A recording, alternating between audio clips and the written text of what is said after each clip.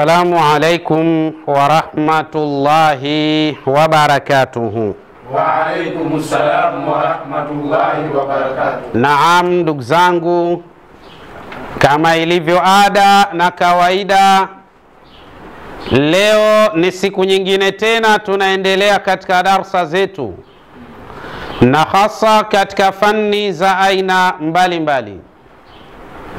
Na leo tunaendelea katika fani ya balagha, lakini yatambulike haya ni matunda kutoka katika chuo cha Ghazal Muslim School, chuo ambacho kilichoasisiwa mnamo mwaka 1943 katika mji wa Kigoma Ujiji, maeneo ya Kabondo, lakini kikiwa chini ya uasisi kutoka kwa Sheikh Khalfani Muhammad Kiumbe pamoja na Sheikh Umar Himidi Mkunda. Tunamuomba Allah subhanahu wa ta'ala ajalie makaburi yao yawe ni viwanja miongoni mwa viwanja vya peponi, Allahumma amin.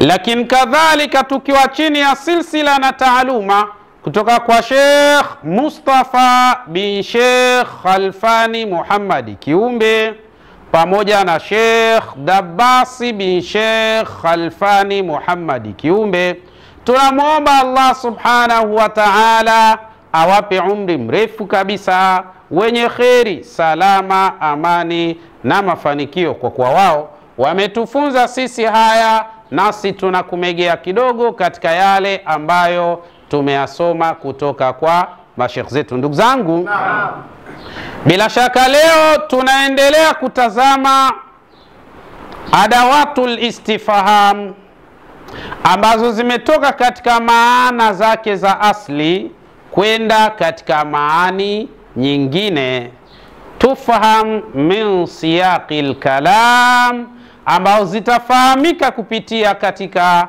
siyaqi ya maneno biidhnillah subhanahu wa ta'ala. Tunakwenda sawa? Lakini kabla ya kuingia rasmi katika darasa letu, lazima kwanza tupeane tambihi. Tambihi yenyewe ni kwamba kuna watu ambao wametengenezwa, lengo la msingi ni kuja kuingiza Uyahudi katika dini tukufu ya Kiislamu na kuingiza Unasara katika dini tukufu ya Uislamu. Yani watu wawe ni wale ambao wanao Uislamu wa Kiyahudi na wanao Uislamu wa Kinaswara, kwa maana Uislamu wa Kikristo na Uislamu wa Kiyahudi. Kuna watu wametengenezwa hivyo, tunaelewana vizuri eh?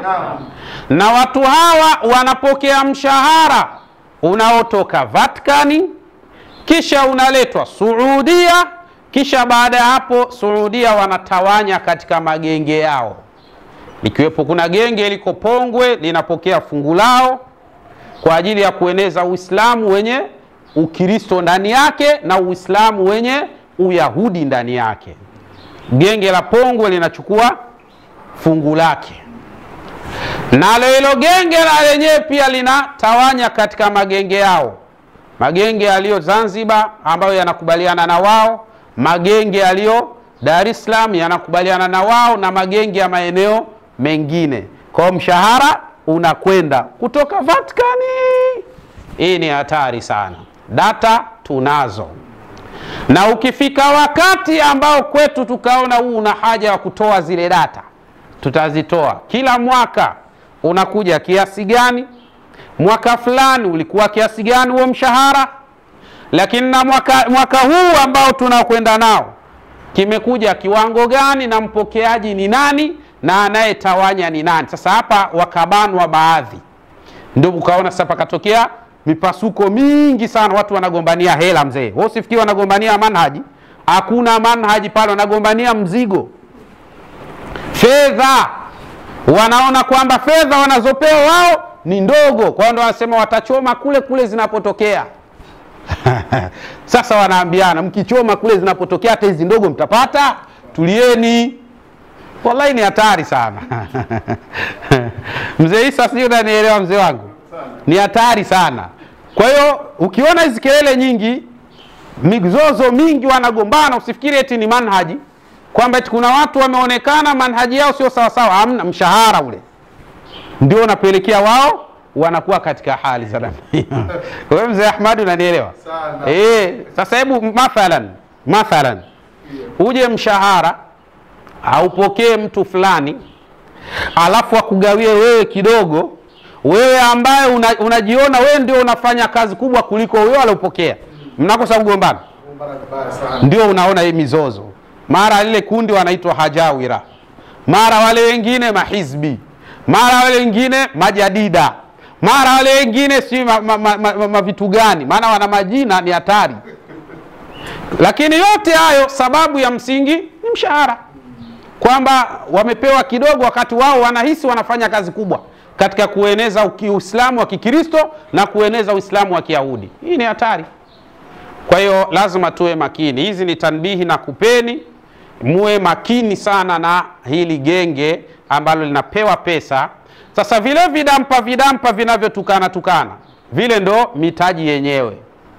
Mabwana wakubwa wanachofanya, wanasema katika vile vidampa vyao wanao kadhaa, na ukitaka kuthibitisha hilo anambia, unaona hata wale mahurafi wakiweka mada zao, unaona sisi wanavyokuja pale kushambulia, wale ndo zao letu lile.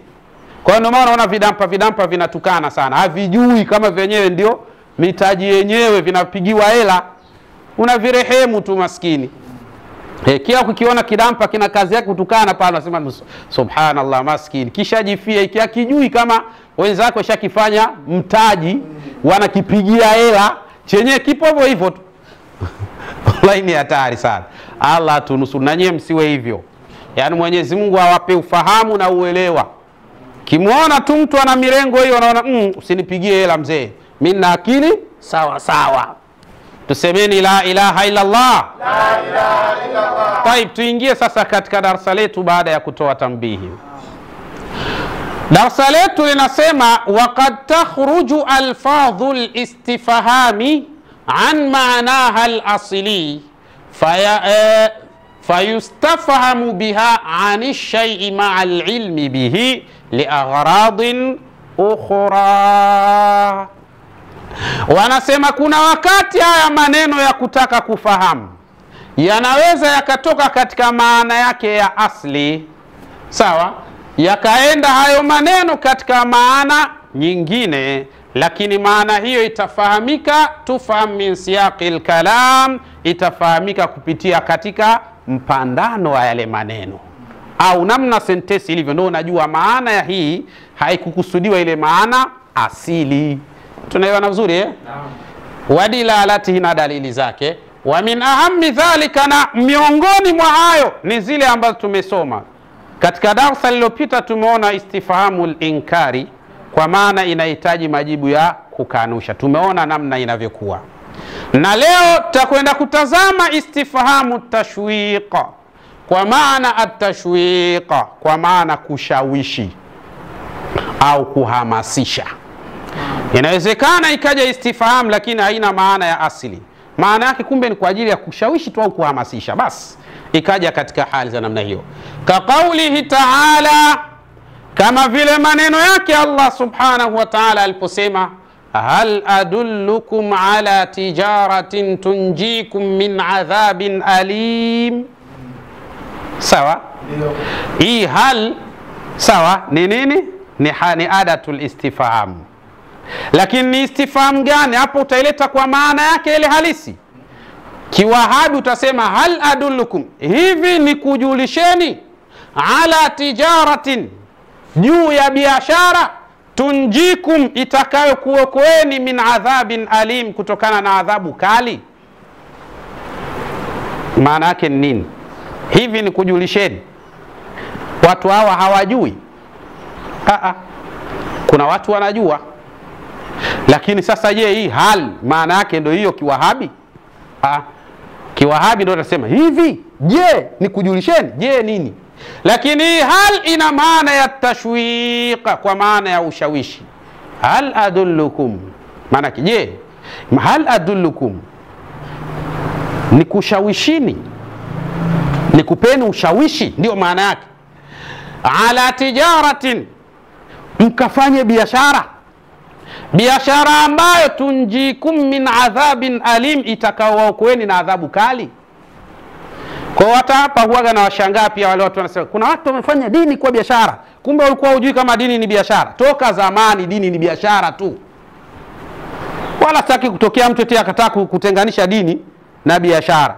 Mungu anasema hal adullukum alayhi, tena kataja wazi wazi, ala tijaratin. Ni nini? Biashara hiyo. Lakini kanuni ya biashara tunjikum, inawaokoeni min adhabin alimin, kutokana na adhabu kali. Unaweza ukawa unafanya biashara kila siku mzee, unafilisika na madeni chungu mzima. Ni umenusurika na adhabu. Ukimwona mtu unakimbia, unatafuta mahala pa kujificha. Kwa nini? Umefanya biashara, umefilisika, umechukua mkopo, na wenyewe umezama, unakosa kukimbia. Kwa hiyo unakosa amani. Lakini biashara ya dini Mungu anasema yenyewe haina shaka. Kwanza itawaokoeni kutokana na adhabu kali. Ni nini? Muaminini Mwenyezi Mungu na mpiganie jihadi kwa mali zenu, na ndio biashara yenyewe anasema Mwenyezi Mungu Subhanahu wa Ta'ala. Tunaona sawa? Kwa hiyo hii hal inaitwa adatul istifhami litashwiq. Kwa maana ni ada istifham kwa ajili ya kushawishi au kuhamasisha watu waweze kulifanya jambo. Tunakwenda sawa? Kwa hiyo ukijua haya unakuwa huwezi kupata tabu wala hauwezi kusumbuliwa na wale wahuni wa Kiwahabi wanaotafsiri vya hovyo hovyo. Alafu ule uhovyo ndo anafanya maarifa yenyewe. Wallahi ni hatari sana. Yani ogopa sana kuwa ni mtu yani jamilul makhraj, una makhraji nzuri sana, lakini safrun fil fahmi, lakini katika ufahamu kuna zero kubwa sana. Kuna watu wako hivyo, yani yeye ni kasuku kusha kazi, akitamka zile herufi unasema hakuna mwana wa chuoni kama huyu. Sasa nenda katika ufahamu, hicho kitamka vizuri kwa makhraji nzuri, tunaomba mafumu yako, ndio utaona kituko, unabaki kumrehemu. Tunaona sawa? Ya kwanza hiyo inaitwa nini? At-tashwiq. Kwa maana hal inaitwa adatul istifhami litashwiqi, kwa maana ni adatul istifham kwa ajili ya kuhamasisha, sawa, ili watu katika jambo zuri waweze kulifanya biidhnillah subhanahu wa ta'ala. Tunakwenda sawa? Kisha kuna al-istinas, inawezekana ikaja adatul istifham lakini ikawa ina maana ya al-istinas kwa ajili ya kusemesha tu, haina maana nyingine. Ina maana kwa ajili ya kumsemesha mtu, kumfanya aseme, ndio maana yake. Yani kwa ajili ya kumtaka aseme, ndio maana yake. Tunakwenda sawa? Ka kaulihi ta'ala, kama vile neno lake Allah subhanahu wa ta'ala sema wama tilka biyaminika ya Musa. Ni nini hicho ulichoshika mkono wako wa kulia wewe Musa? Manake Musa, Mungu alikuwa hajui alichoshika nini? Mungu alikuwa hajui. Sasa hii imekuja kwa kufanya nini? Wama tilka biyaminika ya Musa. Ni nini hicho basi ulichoshika mkononi mwako ewe Musa?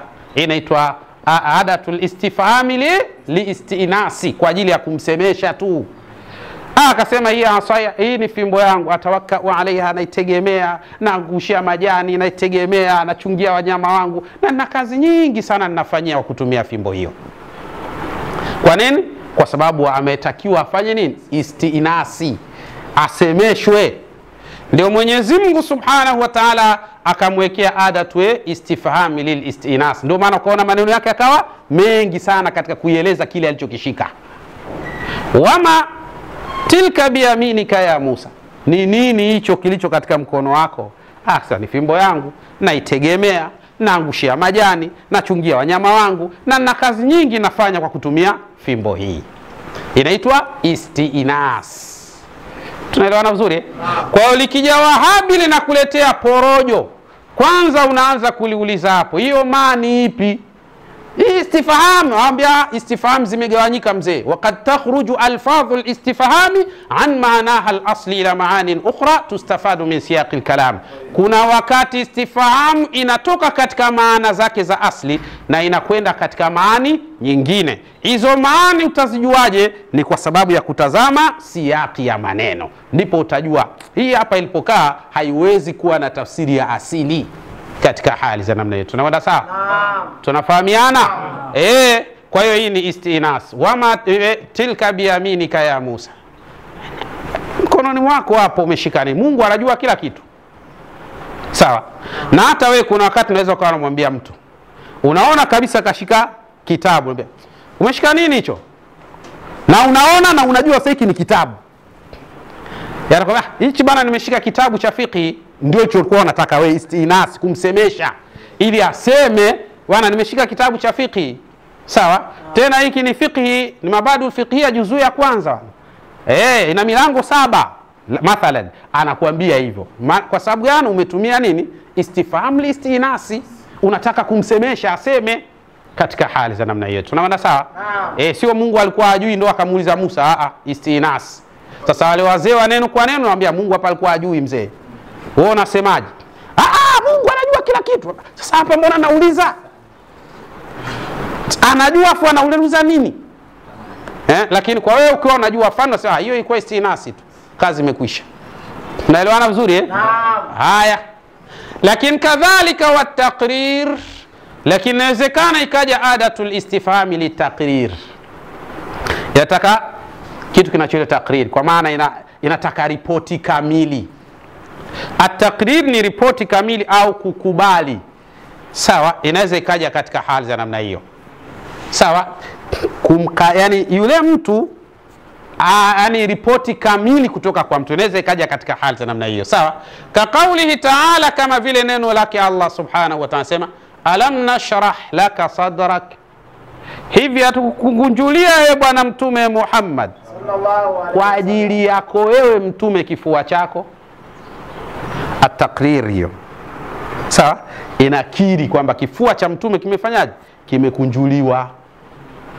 Sawa? Kwa hiyo hii hamza inaitwa hamzatul istifhami litaqriri. Sawa? Tunaelewana vizuri? Wa yakunu ghaliban, na mara nyingi sana takriri inakuwa bil hamzati. Kwa nini? Kwa nini? Hamza. Aya, yaliha almuqarrar bihi, kitachofuatia baada ya hamza ni kile kinachokaririwa, kinachotakiwa kukubalika. Tunaelewana vizuri? Naam. Ka kaulika, kama vile ukisema hivi afaalta hadha, hivi ni wewe ndio ulofanya hivi. Afaalta hadha, hivi ni wewe ndio ulofanya hivi. Maana yake unataka nini? At-taqrir, akili aseme naam, ndio mimi ndio ulofanya hivi. Mimi ndio ulofanya. At-taqrir. Nakwenda sawa? Afaalta hadha, naam. Kwa hiyo alhamzatul istifhami litaqriri. Tunaona sawa? Idha aradta an tuqarrirahu, utapotaka kwamba kumkaririsha, yani kumkubalisha yule mtu akubali, bi anna alfi'la kana minhu, ya kwamba kitendo kimetoka kwake, ndio unasema afaalta hadha, alhamzatul istifhami litaqriri. Tunaona sawa mzee Hassan? Naam. Aywa, طيب. Wakaqaulika, kama vile ukisema a anta faalta hadha, hivi ni wewe ndio ulofanya hivi. Si aliambiwa hivyo Nabii Ibrahim a anta faalta hadha li alihatina, si ndio hivyo? Hivi wewe ndio ulofanya hivi kwa miungu yetu. Tunakwenda sawa? Maana yake ni nini? Alhamzatul istifhami litaqrir, inataka akili ya kubali. Tunakwenda sawa? Tunaelewana vizuri? Kwa hiyo sio kila istifhami inauliza. Kuna wakati zinatoka katika maana za asli zinakwenda katika maani nyingine. Tustafadu min siyaqil kalam, ambazo maana hizo utazijua kutokana na siyaqi ya maneno. Tunaona sawa? Aya, idha aradta an tuqarrirahu bi annahu alfa'il, utapotaka kumkubalisha kwamba yeye ndio aliofanya, ndio unasema a anta fa'alta hadha, hivi wewe ndiye uliyefanya hivi.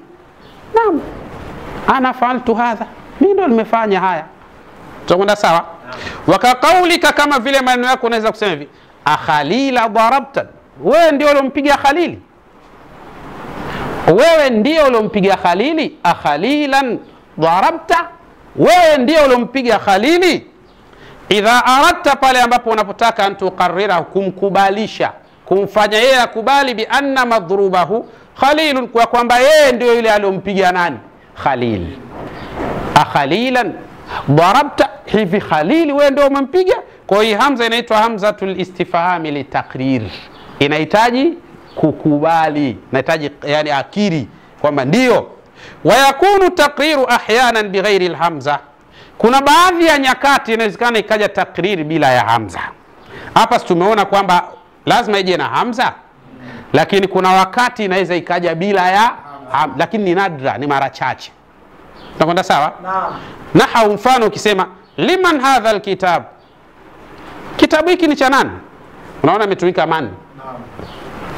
Adatul istifham sawa, litaqrir.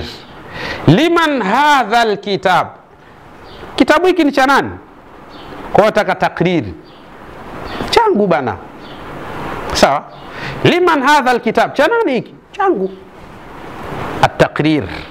Muona jinsi hivyo. Waqad takhruju alfadhu al-istifhami an ma'naha al-asli ila ma'anin ukhra tustafadu min siyaqi al-kalam.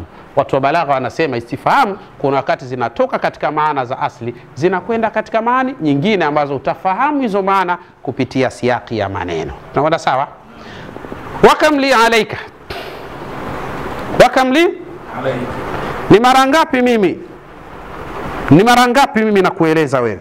Mara ngapi? Mara ngapi nakwambia? Wakam li alayka, mara ngapi nakwambia wewe? Mara ngapi? Hii kam ni harfu, ni adatul istifhami litaqrir. Mara ngapi nakwambia? Wallahi umeniambia mara nyingi sana. Sawa? Litakriri wa tawbikh wal lawmi, naweza kuwa kwa ajili ya takriri na kwa ajili ya kutoa lawama. Mara ngapi nimekwambia? Kam li alayka, mara ngapi? Na kwa natoa kwangu nakuja naleta kwako, nakwambia. Ufanye. Inaitwa istifhamu litaqrir. Waqad takhruju alfadhu alistifhami an ma'naha al-asli ila ma'anin ukhara. Wanasema inaweza kutoka katika maana kwenda katika maana nyingine kabisa. Kwa tunaelewana vizuri Kwa hizi ni istifham ambazo tumeziona hapa ngapi? At-tashwiq, al-istinas, at-taqrir. Ndio leo ambazo tulizisoma hizo. Kwa inshallah siku ya kesho tutaendelea na zilizobakia, alafu tutaanza kuanza kuzichambua katika uchambuzi wa kina. Tusemeni inshallah. Inshallah. Tena inshallah. Inshallah. Kwa hiyo na mwisho kabisa niseme ya Rabbi, na kuomba warehemu wazazi wetu pamoja na mashekh zetu. Ya Allah, aya tunayoyafanya Mola wetu kama tunapata thawabu, ya Rabbi tunakuomba thawabu zetu wapelekee wazazi wetu pamoja na mashekh zetu, kwa wao ndio chachu ya sisi kuyajua haya, kwa hurma na utukufu wako ya Allah ya Rabbal Alamin. Assalamu alaikum wa rahmatullahi wa barakatuh. Wa alaykum salam wa rahmatullahi wa barakatuh. Na bila shaka lau mtapouona ujumbe huu mtakimbizana huku na kule kuhakikisha mnalifanya hili jambo ambalo bila shaka ni jambo bora kabisa kabisa. Allahumma, Mwenyezi Mungu tunakuomba kwa kila yule ambaye atakayefanikisha sisi kufanikiwa kupata vifaa hivi, ya Rabbi nayo mfanikishie katika yale anayoyatamani katika mazuri yaliyo katika nafsi yake, kwa hurma na utukufu wako. Ewe ndugu yangu tunahitaji laptop kutoka kwako. Ndugu yangu tunahitaji desktop kutoka kwako. Ndugu yangu tunahitaji kamera kutoka kwako. Ndugu yangu tunahitaji stendi, mataa, ili ofisi yetu na kadhalika studio yetu iweze kuwa imara zaidi. Boreshaji ni nani? Ni wewe ndugu yangu, na bila shaka unaweza pale utapoamua kulisimamia hili. Lakini kuna yule ambaye anasema mimi uwezo wa kamera sina, lakini changu kidogo ninaweza. Tutafute kwa namba hizo, insha Allah tutapokea mchango wako, na bila shaka tutanyanyua mikono kumwambia Mola wetu, huyu sio tajiri bali ameyafanya haya kwa mapenzi katika dini yako. Mola wetu, ya Rabbi nawe mpe mazuri kwa hurma na utukufu wako ya Allah ya Rabbal Alamin.